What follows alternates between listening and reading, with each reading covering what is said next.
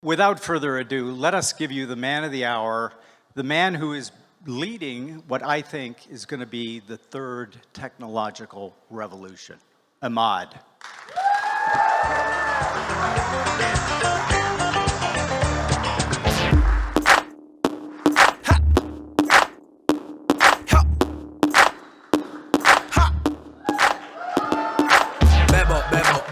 Hello, everyone. How you doing? It's wonderful to see you all here today. Friends to come. My lovely wife, who's basically behind all this, but she doesn't want to make anyone aware of it. Very smart, very smart.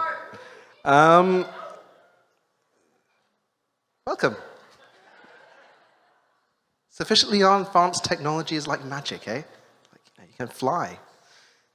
Is stability hype or real? A lot of you in this room are thinking that. Because, look, we came out of nowhere, we did a few things, and I think we flipped the world of artificial intelligence. I think it might be more than that soon. Just raised a $101 million seed round. Not bad, eh? From some amazing investors. We chose Coatue and Lightspeed, Shaughnessy Ventures and others, because they have a support for open source artificial intelligence and open source in general. And why open source? Open source because this is the infrastructure of the future. Does it make sense that the most powerful technology in the world is controlled by a few with no accountability? No. It should be owned and controlled by everyone, and I think databases and servers have shown there's a business model around that. We have 103 employees, but they're not employees, they're friends. I see many of them here today. We've met for the first time. We just come together, and again, it's been a rocket ship ride. Like, sure, I pulled a little bit together, but it's them that have created this technology, that have organized the communities of 100,000 people to go and say, well, anyone can build this if we come together, because that's the reality. It isn't kept just by PhDs and big tech and others, but it's technology that anyone can build if we organize correctly, because it reflects humanity. And another thing, it's not us against big tech or anything like that. People in big tech contribute to this.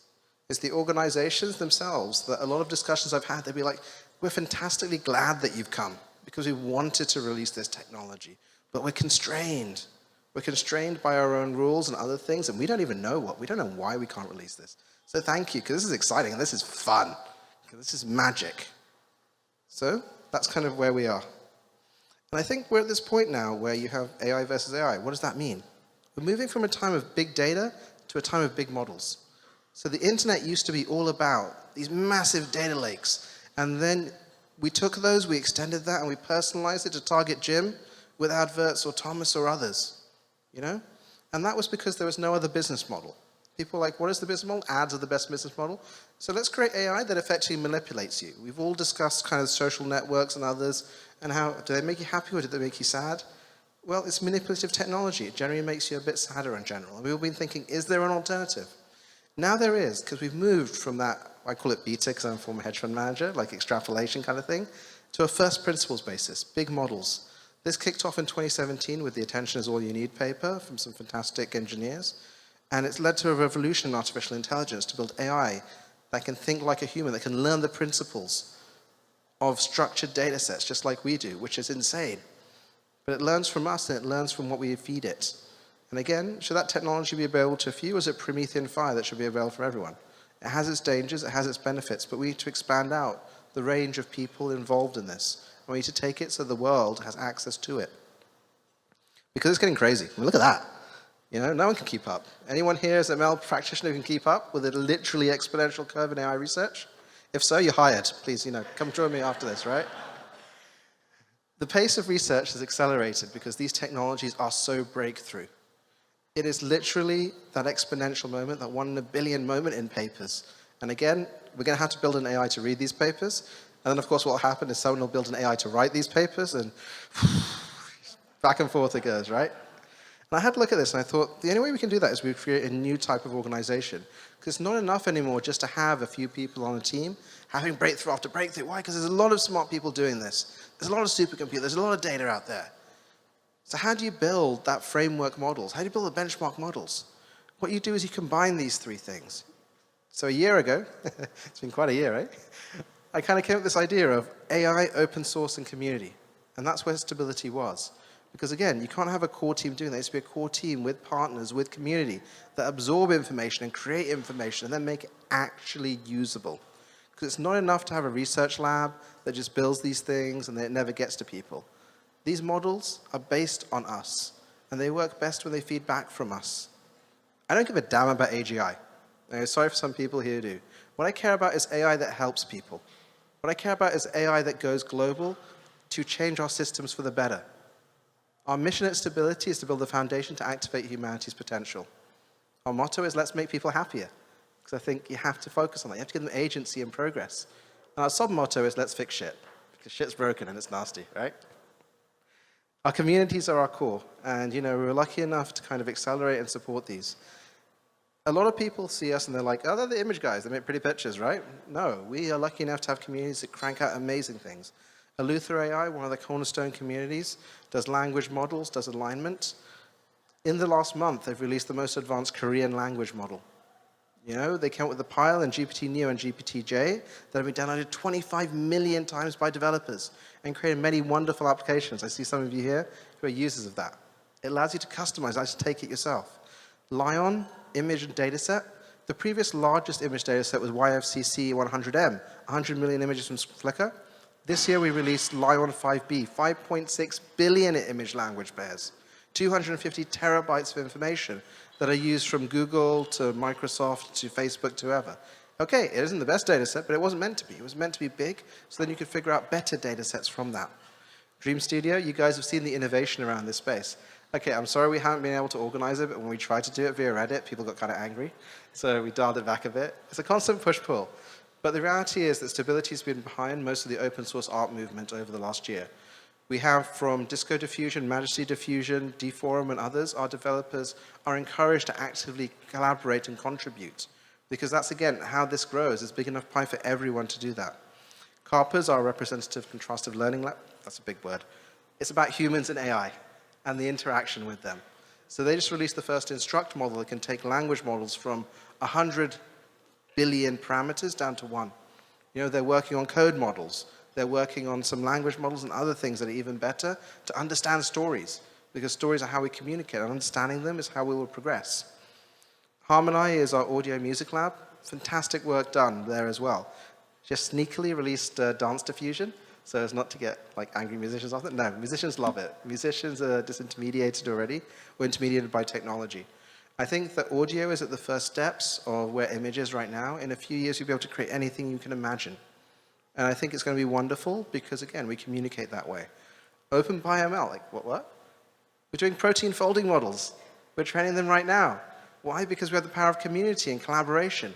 We've got a core team. We've got our regular collaborators, our fellows that we sponsor, our other partners that we just give grants or compute to, and then this amazing community. We're doing DNA diffusion and other things. And to come, we've got things like DeepFloyd, where I tell you about, but it's a secret, so I'm not going to. And many other communities coming. Because this is what we actually as our core. How do you organize communities so that there's a shared narrative and psychological safety? So you can say and discuss. You don't have to be focused on state-of-the-art and citations, but instead building things for the benefit of humanity, the infrastructure of the future. Because that's what these models are. They're the infrastructure of the future to bring information where they're needed. And again, should the highways be controlled by private companies? No. You can build your own highways. That's fine. But the base infrastructure should be available to all and open. And it's better. To do that, you need to have some amazing things. So I see some of my buddies at AWS here. They kindly built us one of the fastest supercomputers in the world. Let's go! Look, here, Stability, right? So our cluster is about, 8 times faster than NASA supercomputers put together, and the UK's fastest supercomputer. No big deal. Yeah. Next year, we'll probably, 5, 10 times it? Easily. There we go. We're going to make it available to everyone, because right now what happens is people quit their PhDs, they go and work at big tech companies or startups because they have to, because they don't have the resources needed. There's a number of reasons for that, but that's why the number of large-scale breakthroughs has gone from academia from 60% just a few years ago to 0% now. In fact, independent research collectives such as us are doing more breakthroughs in academia, but we're going to flip that around. This year we will fund 100 PhDs. And they will come with grant writing support, paper writing support, mental health support, and fat amounts of supercompute.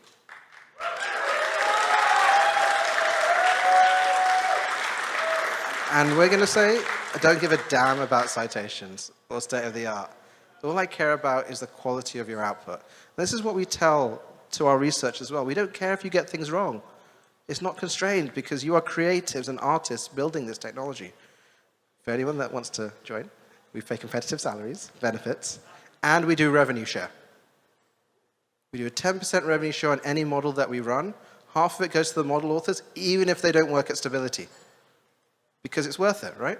The other half goes to a pool where, again, the criteria is put money into the coolest shit you can find, because that's how you spur innovation, and no one's given permission to do that. And that's what we do at Stability. We go and we say, what can make a difference, but also what's cool? Because otherwise you go through these long processes, you don't activate creativity and energy. So this is going to be very interesting, I think, next year, seeing what that looks like. And we're also working with multiple governments in order to build national AI models and national AI data centers. Because this technology should not only be in the West, and it shouldn't only be controlled by us. We want to move to more decentralized governance of this, because we've got some good ideas, but again, we can't be the choke point. And I think that giving up of control makes us unique, because we're really focused to where the value is in this new landscape, and we're going to change everything, where it's not defensible by models, not defensible by talent. Right now, there's not much talent that can build this. We're going to train 100,000 AI engineers. We've got the Fast.ai course coming up. We're going to go into the IITs, other universities, and make it so everyone uses this technology. Because everyone should be able to use this technology and take it to an Indian version, or an Indonesian version, or a Malawian version. You're like, what the hell? Yes, everywhere, because everyone will use this technology, so we're going to start now. And we're going to share the knowledge. We're not going to keep it and hold it for ourselves, because it will create a brand new world. And that's how we kind of organize Stability as well. We realized you can't just be a research lab. Our researchers are fantastic, but we also have infrastructure, we have products, we have a full stack, because there's not enough of these models to be by themselves, but they must be usable. And on that, I'd like to introduce Tom, our CTO, to talk about Dream Studio.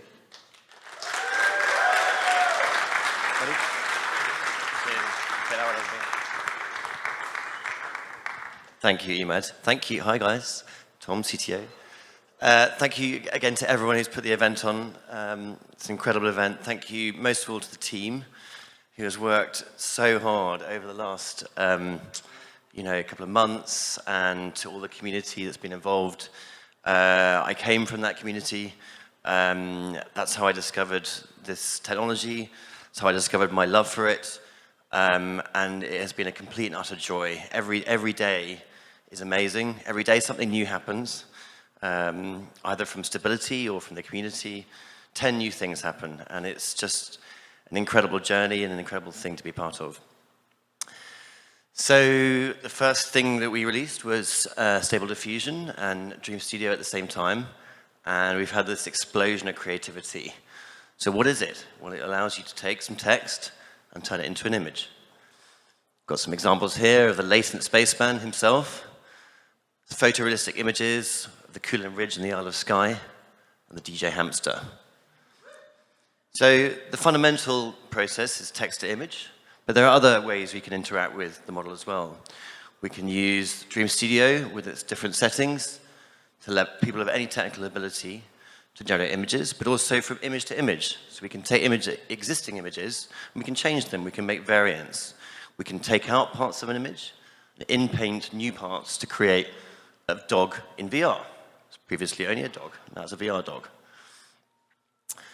With our latest edition of Clip Guidance, we've further improved the image quality by guiding the diffusion process with additional layers of Clip Guidance.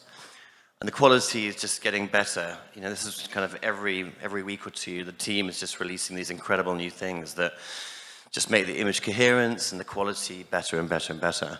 So we've got futuristic worlds, frogs as astronauts, Einstein as a cowboy, and architectural concepts.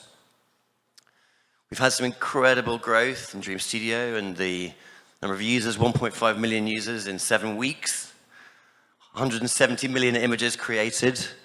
On the Stable Diffusion model, which is hosted by Hugging Face, we've had 200,000 downloads, 1,000 projects created, and so many more each day. And each project, you know, things like textual inversion, which some of you will be familiar with, and Chia and Alex will explain more about later. But some of these projects are whole new concepts, whole new things emerging from the model, each of which can become in its own right some new tool or part of a platform or just an incredible inception, routine every day.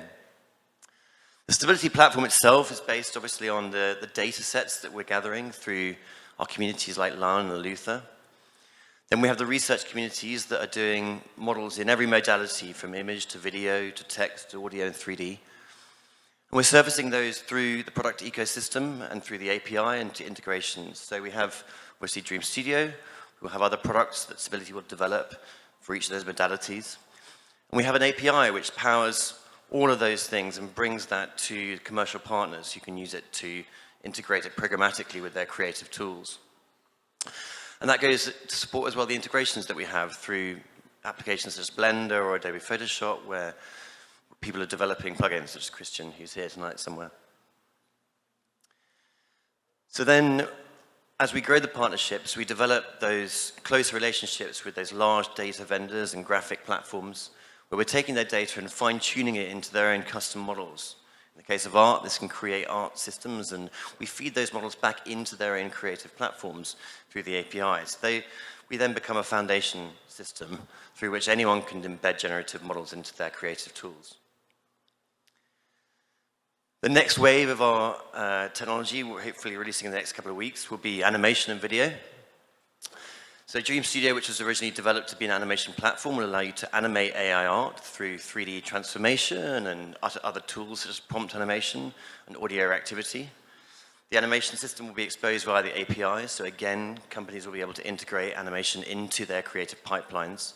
And we'll open source that, so we'll make it available to companies, to communities who want to build on top of it, and again, drive community projects. You can see here some examples of Dream Studio where you can animate prompts and integrate with 3D timelines and graph data-driven animations. So this is all building towards what we call our generative application layer, which is taking all of these modalities and building one foundational platform for the future of creative and generative media in creative tools, from image to audio and video and 3D. And for that, it's our foundation for tomorrow. Thank you very much. So I'm going to hand over to Chia, who part of the team right from the very beginning. It's been amazing to work with Chia for all this time, and to Alex.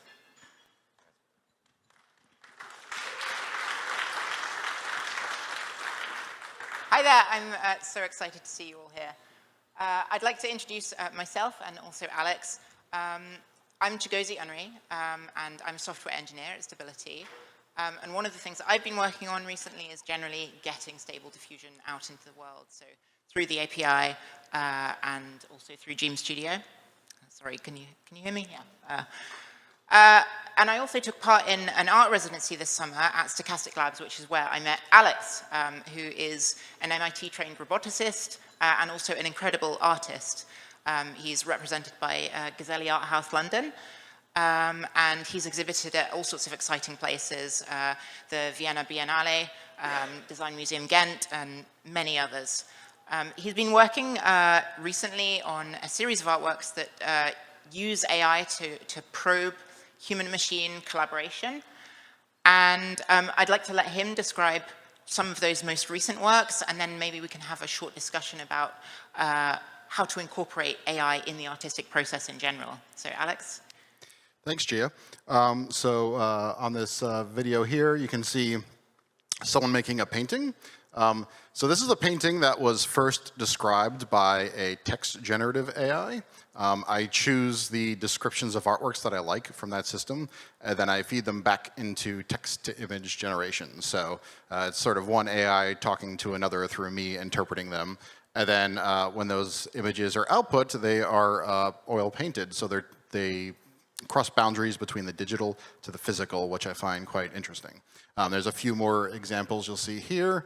So this is what it looked like when I was up in Venice. So the main painting that was painted in the middle, and a whole bunch of other options of images which could be painted in the future if someone sees one that they like. On the top here you see the AI-generated version and the painting. A few more examples of this. These are quite surreal or funny. Yeah, this one I find really cool because the title the AI made for this one was Billy and Mal have an argument about putting together a lax side table and decide to get a divorce, which I think many of you have experienced, putting together furniture like that. But yeah, I'm always surprised by the outputs of these systems because sometimes they're humorous, sometimes they're really striking. Yeah, and the variety that you can get is quite amazing. Yeah.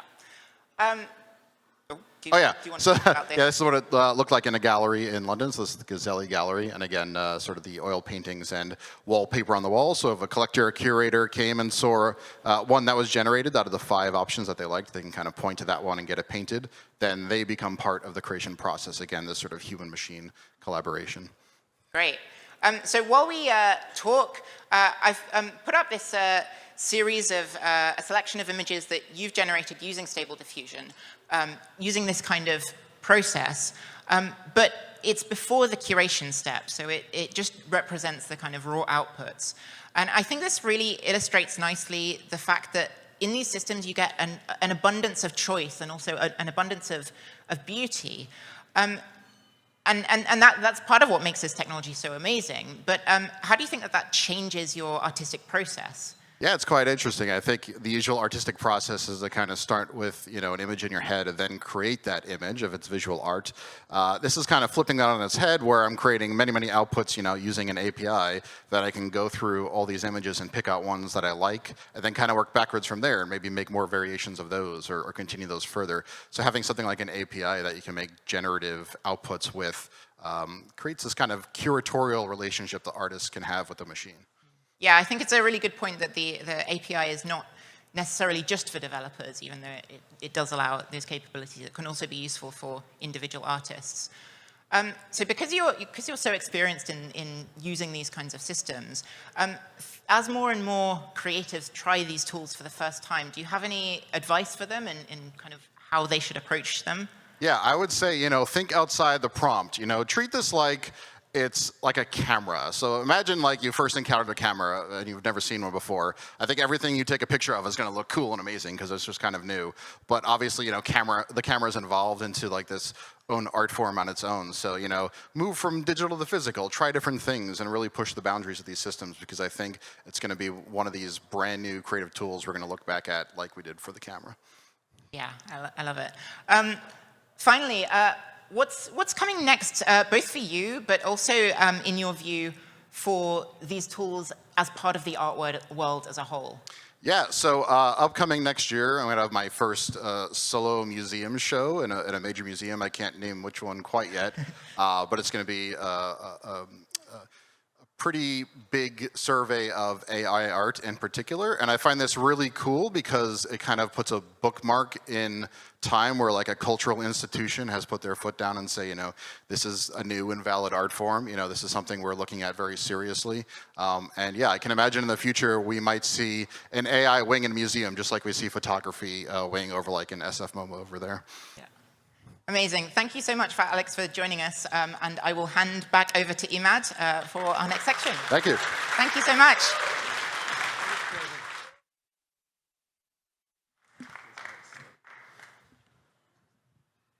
Hello again, everyone.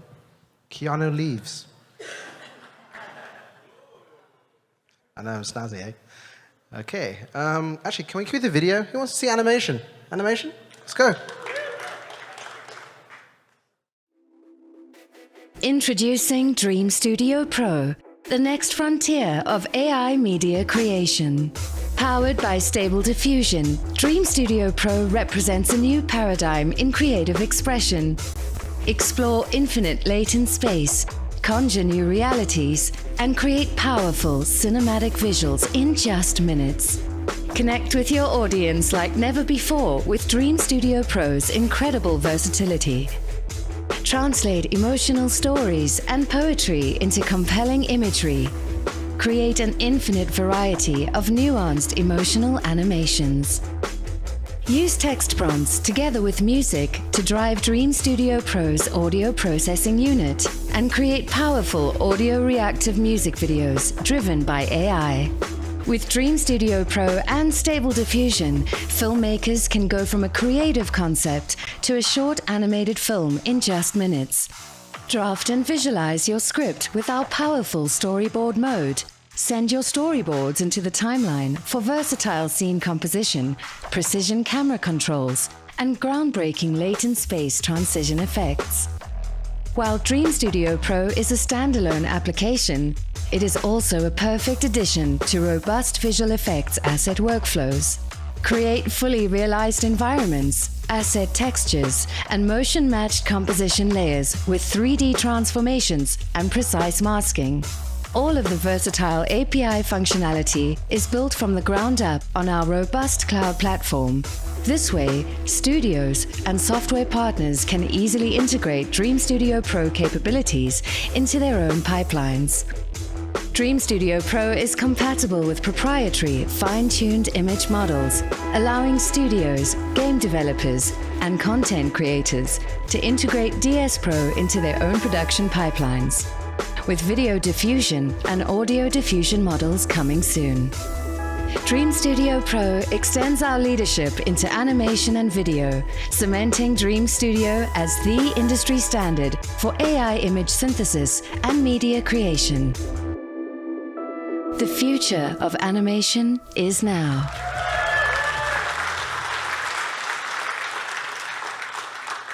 Pretty good, eh? I mean, not bad. I think the teams work super hard. I'd like to thank them. And I think, you know, getting products out is difficult. You'll see Dream Studio Pro is quite something else. You know, it's a full suite, and as we add video, 3D, audio, and the other models we're working on, we're going to build a holodeck. It's going to be awesome.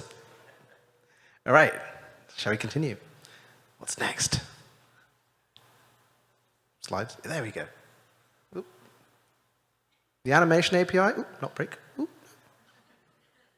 Technology. Anyway, the animation API goes live next week. No, stay. And the Dream Studio Alpha will be awake in the next few weeks, and a full release will be in November. So we look forward to seeing what everyone's going to do. As part of this, the team have been working to get more and more efficiency, working with friends such as NVIDIA and others. And so I'm happy to announce that we will be halving our non-clip guided prices for image generation now. You'll need that with all the animation frames that you do. And that's not going to be the first. We're going to keep driving down the cost and improving efficiency, because we're going to 24 frames a second. That's where we're going. And then it'll be awesome. Let's go! Yeah.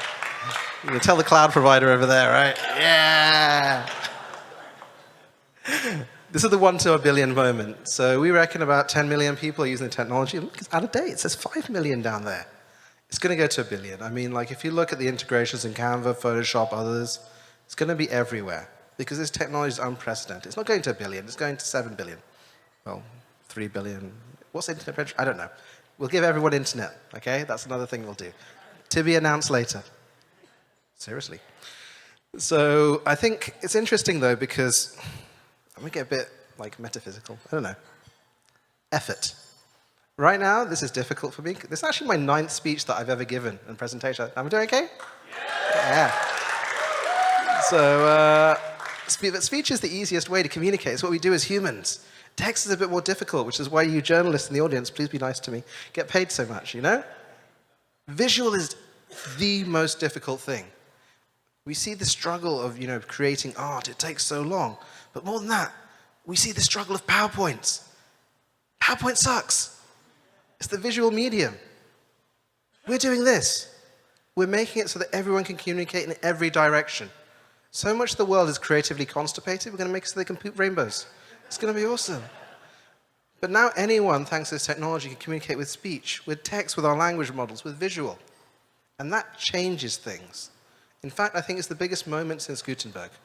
Because Gutenberg allowed everyone to access text. And now we're allowing everyone to access visual. My 7-year-old daughter was one of the original creators of some of the image models. She created a beautiful piece that was sold for $3,500 for India Code Relief last year. That's when I realized this was the big thing. I should probably put her art up. You know, if you want to have the best artist in the world, you know, just collect. She's very smart, though. She said, why don't you create more art? She's like, no, Daddy. One of one sell better. This is a 1 to billion. She's going to pay for her own university.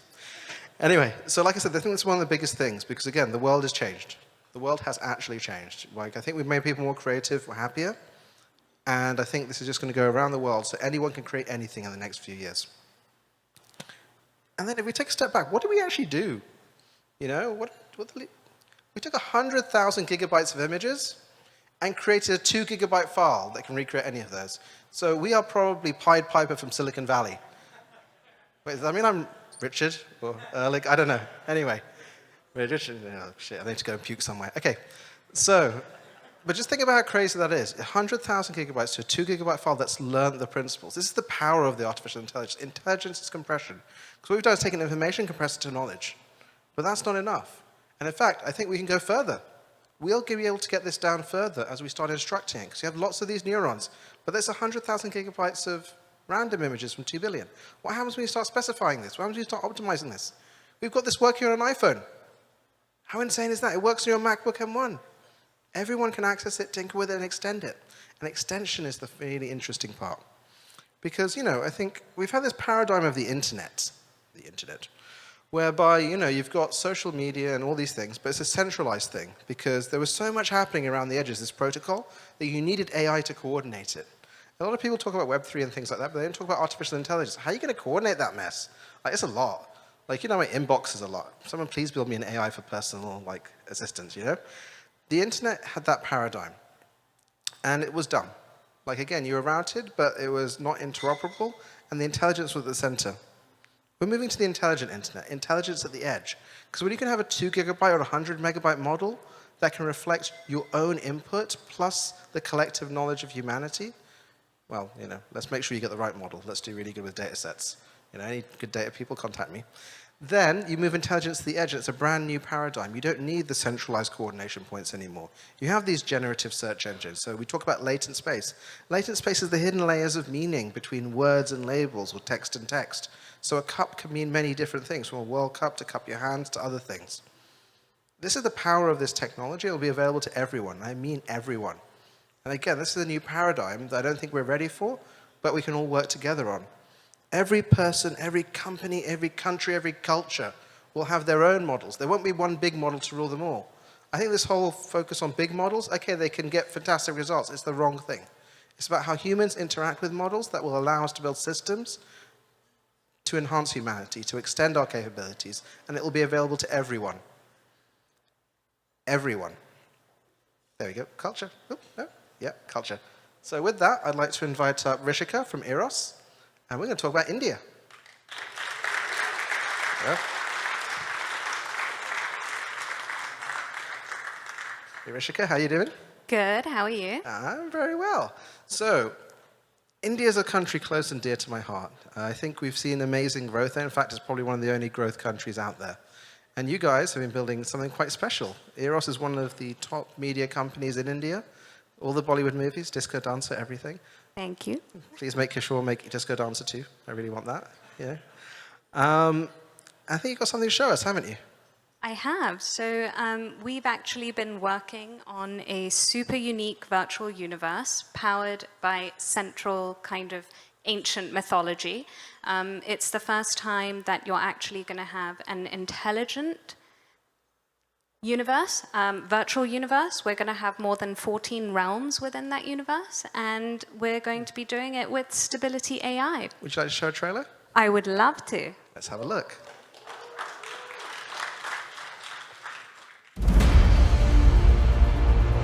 Immerso is built upon the foundations of ancient cosmology. A universe embodied with mystery, wisdom, and advanced technologies, where you can live, play, create, and dream like never before.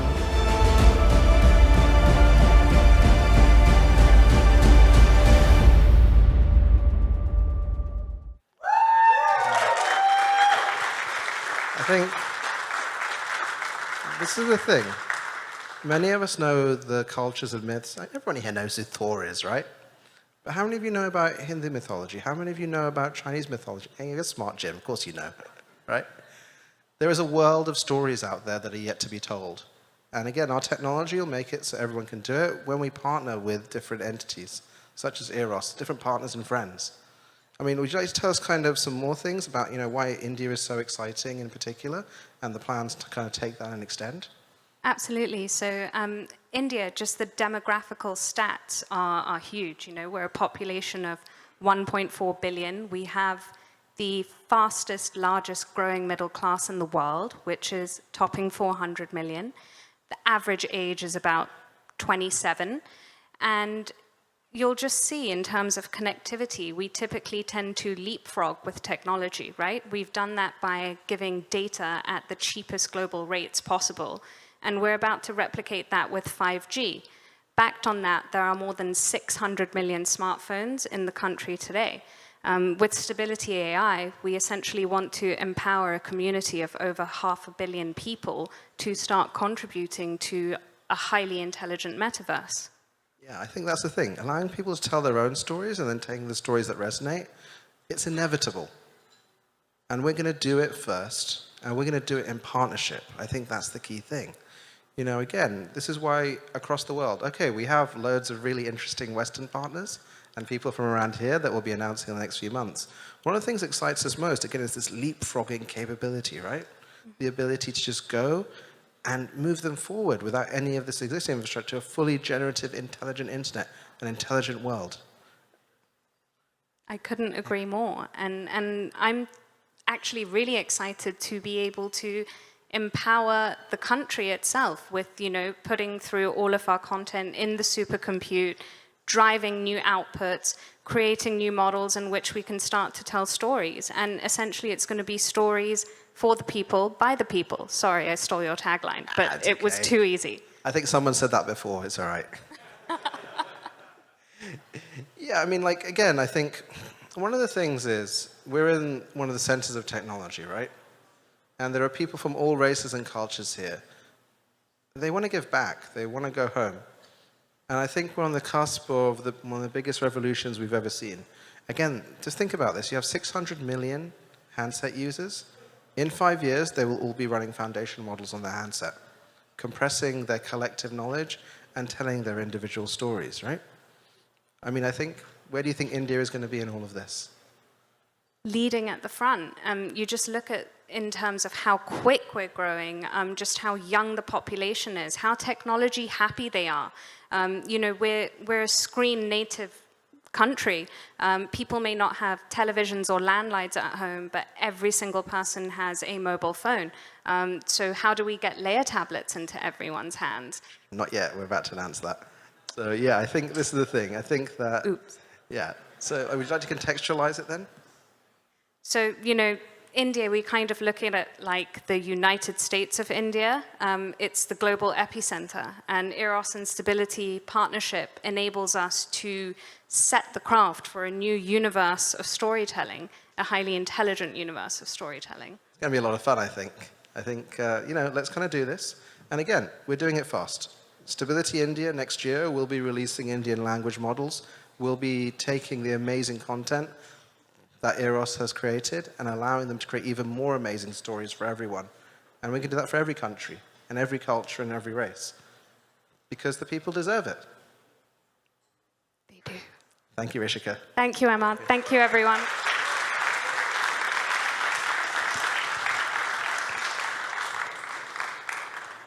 Okay. All right. Now what was I going to talk about? Let's think. Metaverse. It's an interesting title, isn't it? What does it mean? I'm not sure. It feels like the metaverse as it is, which has been very popular. It's just kind of like the internet as it was, wasn't it? It's a place that you go and they charge you 47.5% to be creative. Kind of sucks, but at least you get legs now. That's good. Nah, I don't think metaverse is the way. Oop. Click. Clicker. There we go. Graffiti. I think instead of the metaverse, what you have is a multiverse. You have everyone having their own models, telling their own stories. And I think the multiverse is open. I think the multiverse is something where you have no barriers, and I'd like to invite David from Leia to talk a little bit how we're going to change it, right? Thank you, Matt. Buddy, how are we doing? How everybody's doing? I'm glad we had a soft introduction on the edited chat before. So guys, you know, the world is 3D, okay? At the risk of being, disclosing something that you don't know. We see in 3D, we perceive in 3D, we think, we even dream in 3D, right? 3D is not just about depth perception, it's also about how you perceive lights, how you create emotion, you know, watching a sunset or looking at the sparkle in the lover's eyes, right? And unfortunately, until now, there has been virtually no real, you know, mass adoption platform to experience 3D, you know, in terms of visuals, right? We experience most of the content on our cell phones, on our laptops. Okay, there's VR now, but I mean, who wants to, you know, put a frying pan on their head, you know, when they wake up? Or, you know, I was kind of chatting with some people in the audience, you know, just showing them a little bit of the technology. You know, they would have had to kind of get their glass, you know, of wine on the table and kind of unstrapped and so on, right? So I wouldn't say it is, you know, for the masses. So the core mission at Leia is actually to democratize the access to that immersive 3D imagery. And we create nanotechnology that is compatible with any devices, like a phone, a tablet, a laptop, you know, computer. And that, you know, eventually will allow everybody everywhere to experience 3D immersive content, you know, in their pocket. And I think it's the perfect complement to your vision. You guys are going to fall off your chairs when you see it. Again, there are different paradigms of how we do it. So as I said earlier, the third dimension of narrative, of communication, is visual. You've seen Dream Studio. Why are we creating it so you can do animation in 3D? We're doing it for experiences just like Leia. Leia's is glasses-free, retina quality 3D. Woo! Thanks, guys. It's been a very quick, how long has it been? No, that was just, you know, research over you know, 12 years, right? So it was an overnight success that took, you know, about 10 years of research. But, you know, once you get the nanotechnology detail figured out and the manufacturing, you know, that is easy. Yeah, you know, not everyone can build a company in a year, right? So, I mean, I think this is the thing, right? We don't want barriers. So what does Stability AI and our models do? There is no barrier. Anyone can do it, from a 3-year-old to a 90-year-old. You enter words, but do you really think we'll be entering words in the future? We'll be speaking to our technology and we'll be saying, you know, get him out a proper hat. Has he got a haircut or is he bald, you know? Let's do that. And then on the other side, it's not only about creation, but it's about consumption. And as we see technologies like Leia going forward, we just see this whole new world where there are no barriers to communication and creativity. We can tell and share our stories. And that's awesome. And I think that a lot of people have the wrong paradigm. Or they might not. But this is the beauty of open source. Yeah, absolutely. And so today we brought you a little surprise. We wanted you to experience the combination of the two technologies, you know, the Stable Diffusion and Leia's 3D light field. So, you know, I think after the presentation, if you want to go to that corner of the room there, we're going to fire up a few tablets. And I think you're going to be able to experience, as a world's first, right, Stable Diffusion content in 3D. So, you know, I hope you like it. And I've never seen anything like it, and I think you're going to enjoy it. So, you know, let us know your thoughts. Fantastic. I think, like I said, you're going to be blown off your feet. I have worked with Leia for years. Now is the time. Exponential technology, it's here to stay. Thank you, David. It's going to be awesome. Thank you. Thanks for having me here, man. Cheers.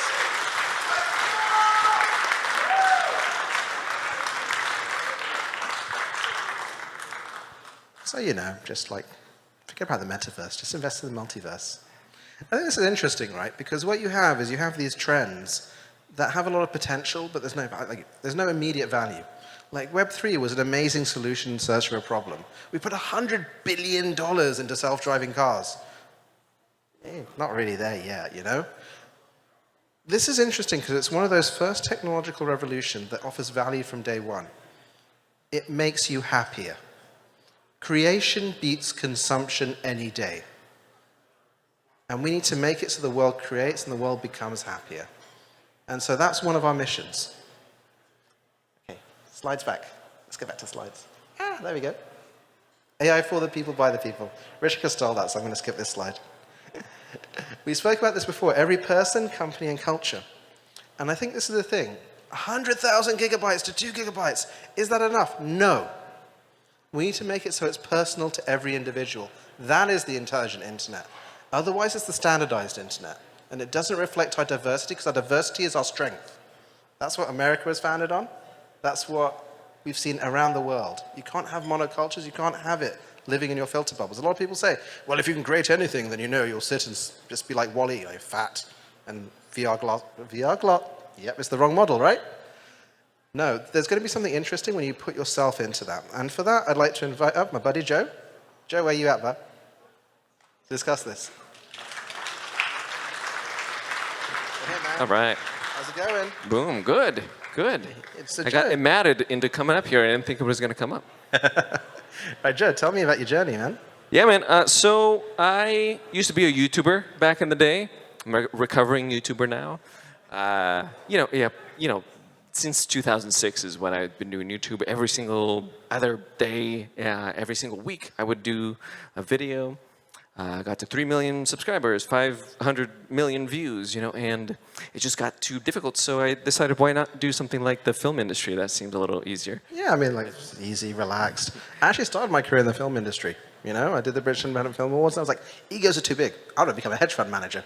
That's it it. right there.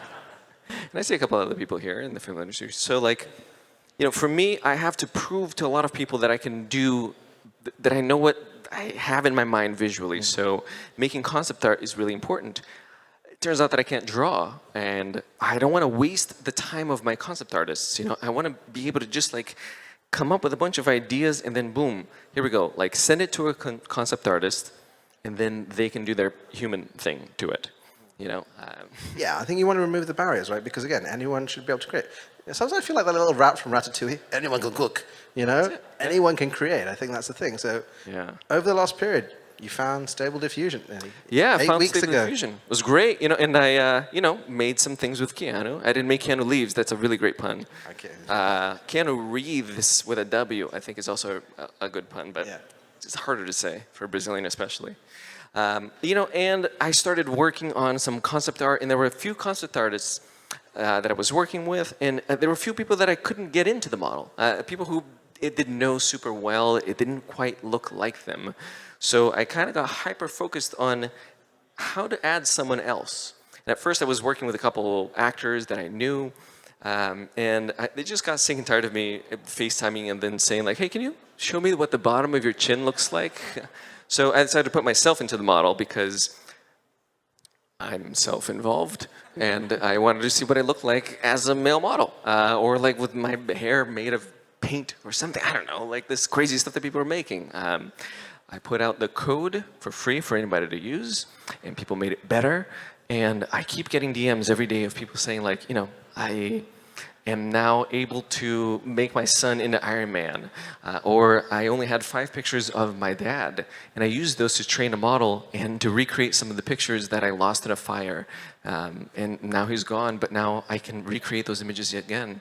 So, you kind of I made a tool for artists to kind of ideate something quickly, for me to put myself or to put some other actors into the model that you have already created. And now I didn't realize that I was creating a tool to personalize the model and to let anybody do whatever they want. And the tool started using 48 gigabytes of VRAM. 3 weeks later, community, 8 gigabytes. It's amazing, yeah. This is the power of community, It's right? crazy, yeah. Shall we show them? Let's show them. Okay, so I have to preface everybody. I was asked to make a video that was very ADHD.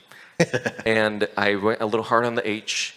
And I'd talk about the D's, but I think that'd be too sexual. So let's just go and show the video, maybe. All right, buddy. Cheers. Okay, hello. Very exciting moment in, I would say, the history of technology, the history of artificial intelligence. That is the release of Stable Diffusion. Stable Diffusion. Stable Diffusion. So Stable Diffusion, I think, is going to really shake up the AI game.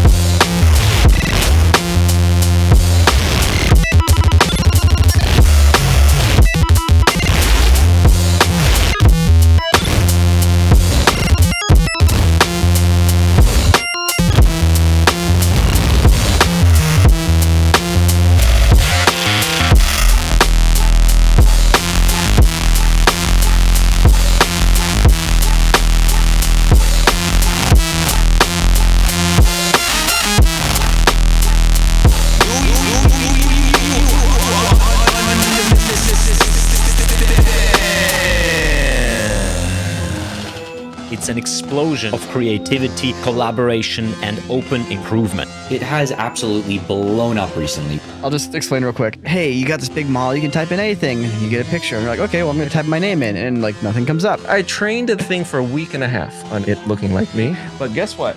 On my drive down, this guy figured out how to do it in 15 minutes.